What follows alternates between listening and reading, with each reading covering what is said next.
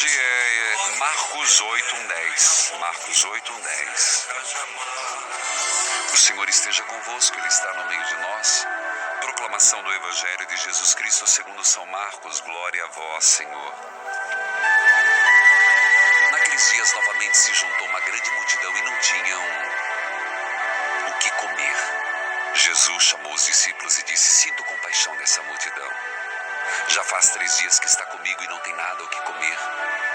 Se eu os mandar embora sem comerem, vão desfalecer pelo caminho. E alguns vieram de longe. Os discípulos responderam: de onde conseguir aqui um lugar deserto pão para saciar tanta gente? Ele perguntou-lhes: quantos pães tendes? Eles responderam: 7. Jesus mandou que a multidão sentasse no chão, depois pegou os 7 pães, deu graças, partiu-os e deu aos discípulos para que os distribuíssem. Tinham também alguns peixinhos. Jesus os abençoou e mandou distribuí-los.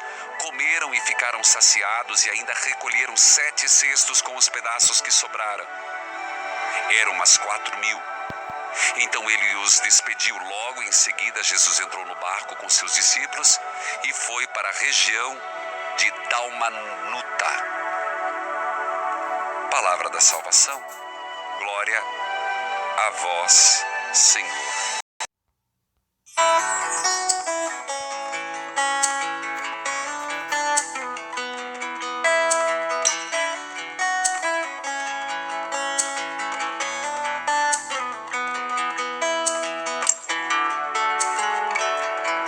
Jesus chamou os discípulos e disse: tenho compaixão dessa multidão, porque já faz 3 dias que estão comigo e não tem nada para comer.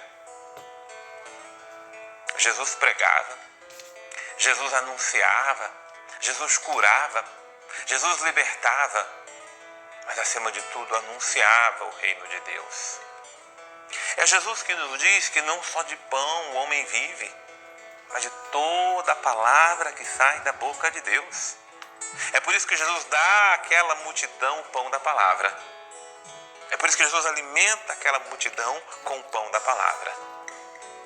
Mas, por favor, não sejamos hipócritas. Nós não vivemos só da palavra. Nós nos alimentamos da palavra. E ela alimenta a nossa vida, alimenta o nosso espírito. Mas o mesmo Jesus, que era a palavra, ele também se alimentava. E nós não podemos ser indiferentes à fome de ninguém. Porque não somos nem em relação à nossa. Pelo menos 3 refeições ao dia procuramos fazer.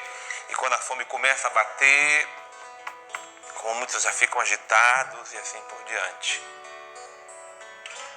Por que é que não nos preocupamos com a fome do outro?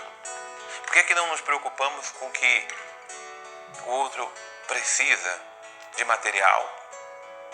Ora, quem escuta a sede espiritual também percebe a sede material que o outro vive.